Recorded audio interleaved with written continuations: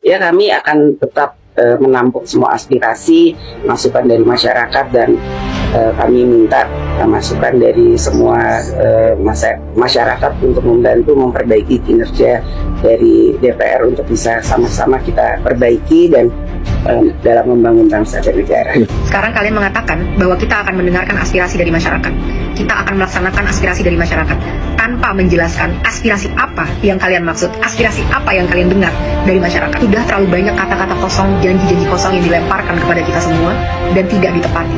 Tapi kali ini kita menuntut kalian untuk punya akuntabilitas, untuk bertanggung jawab dengan kata-kata kalian bahwa kalian akan melakukan aspirasi dari masyarakat. Bagaimana anggota parlemen yang berjumlah 580 orang dibayar dari pajak masyarakat itu tidak berhasil mendengarkan aspirasi masyarakat, sementara gerakan-gerakan di sosial media yang tidak dibayar oleh siapapun yang terjadi secara sukarela bisa mencapai pergerakan yang seperti ini. Harusnya kalian semua merasa malu dengan apa yang terjadi di situasi Indonesia saat ini. Akan kita perjelas apa tuntutan kita. Kita mau kalian bertanggung jawab dan bertingkah sesuai dengan apa yang kalian janjikan. Kali ini kalian tidak bisa lari dan tidak bisa berkilah lagi, karena aspirasinya sudah sangat jelas dari masyarakat. Pada sebelum 5 September pukul 23.59, ini adalah 12 hal yang kita tuntut dari kalian kalau memang kalian mau menunjukkan bahwa kalian masih berpihak kepada masyarakat. Pertama, sahkan rancangan undang-undang perampasan aset sekarang juga, sebelum 5 September tengah malam. Kedua, pecat anggota DPR yang terbukti menghina rakyat, Ahmad Syaroni, Deddy Sitorus, Bambang Pacul, dan yang lain-lain itu yang berjoget-joget di parlemen.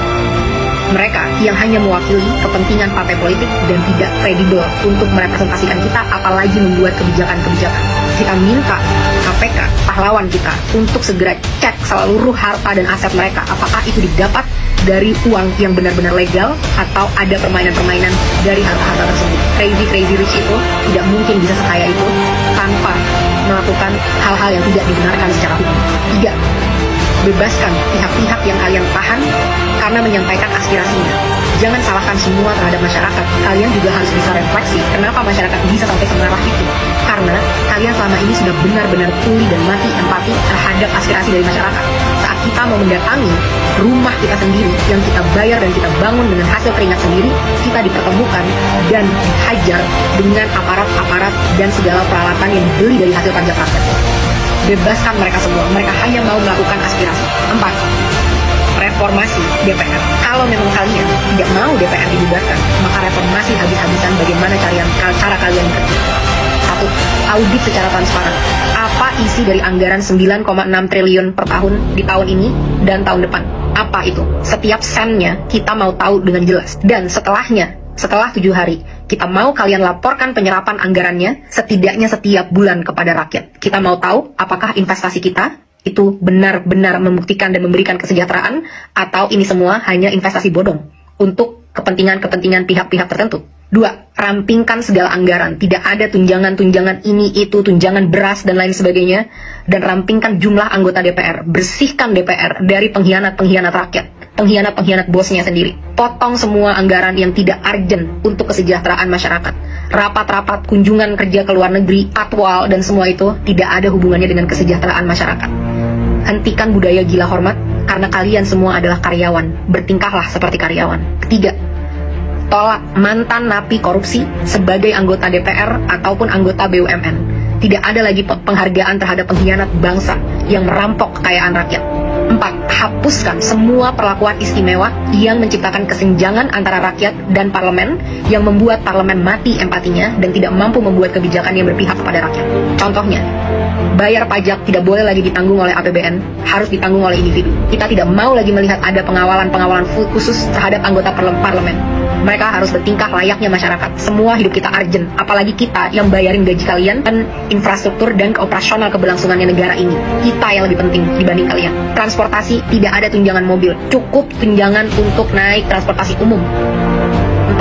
Hapuskan pensiunan seumur hidup bagi para anggota-anggota DPR yang masa kerjanya hanya 1 periode. Kita tidak mau lagi membayari mereka sampai akhir hayat kalau memang mereka tidak mau mengabdi dengan tulus pada masyarakat. Kedepannya, kita mau KPK atau BPK untuk meninjau dan memeriksa harta dari segala anggota DPR, dan kita mau transparansi yang besar-besaran. Semua rapat-rapat diskusi kita mau itu ditunjukkan live secara online ke rakyat. Bahkan kalau bisa, rakyat harus selalu boleh masuk ke gedung DPR untuk mendengarkan dan melihat apa yang karyawannya sedang lakukan. Kelima, tunjangan gaji dan tunjangan-tunjangan yang lain, total take home pay, total yang bisa kalian bawa pulang, tidak boleh melebihi 5 kali upah minimum UMR nasional dari masyarakat. Harus jelas kemana setiap anggaran-anggaran ini, dan kita mau jelas berapa yang diterima. Tidak boleh lagi ada kesimpang siuran yang berkata ada yang menerima segini, segitu, dan lain sebagainya. Harus jelas berapa yang diterima sebagai take home pay, kita harus tahu itu. Keenam, tetapkan KPI, Key Performance Indicator, yang terukur bagi anggota DPR sebagai standar kinerja. Berapa RUU yang harus kalian sahkan, berapa RUU prioritas, dan lain sebagainya, harus dengan aturan yang jelas. Kedepannya, evaluasi dan pecat anggota-anggota yang tidak bisa bekerja dengan benar, yang tidak datang saat-saat rapat, yang tidak bisa menghasilkan RUU yang diminta oleh rakyat. Laporkan semua progress, achievement, challenges secara berkala kepada rakyat. Kita berhak tahu apa yang terjadi di dalam ruang DPR. 7. Audit secara menyeluruh terhadap BUMN untuk memastikan profitabilitas. Kalian bisa tahu apa yang kira-kira mau diambil untuk ini, tapi BUMN kita rugi puluhan triliun setiap tahun. Satu BUMN. Saat banyak BUMN-nya berapa ratus triliun yang dirugikan oleh BUMN ini. Benar-benar tidak capable dalam memanage usaha badan milik negara. Karena komisarisnya hanyalah untuk tukar-tukaran kursi, negosiasi, kekuasaan dari partai politik, tapi bukan diisi oleh orang-orang yang kredibel di bidangnya. 8. Batalkan rencana kenaikan pajak yang sudah sangat memberatkan masyarakat, termasuk rencana kenaikan BPJS kepada masyarakat. Berhenti mencekik dan memeras kita, saatnya kalian bekerja. 9. Adili pembunuh pahlawan kita, apa seberat-beratnya. Aparat harus tahu konsekuensi apabila mereka menggunakan power di jalan yang salah. Negara harus menanggung dampak dari semua ini, karena semua ini terjadi karena kegagalan kalian menanggung keluarga dari apa. Lengserkan Kapolri.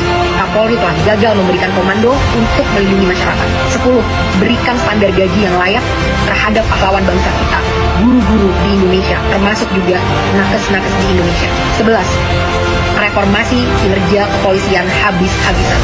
Mereka harus profesional, berpihak dan berempati kepada rakyat, punya kemampuan emosi yang baik, sehingga tidak menyalahgunakan senjata sebesar itu yang mereka punya. Mereka di sini untuk melindungi rakyat, bukan untuk membela kepentingan penguasa.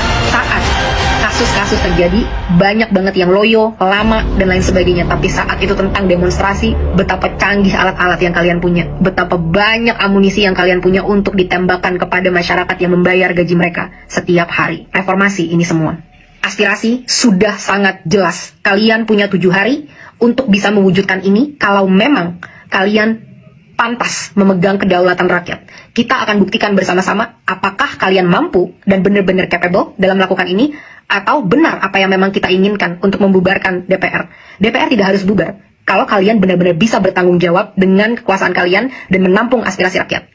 Jangan sampai ada lagi darah-darah dari pahlawan-pahlawan demokrasi kita yang bercerceran di jalan. Jangan sampai ada lagi intimidasi-intimidasi untuk orang tidak bersuara di negaranya sendiri. Hentikan segala intrik-intrik politik yang menjijikan dan busuk ini.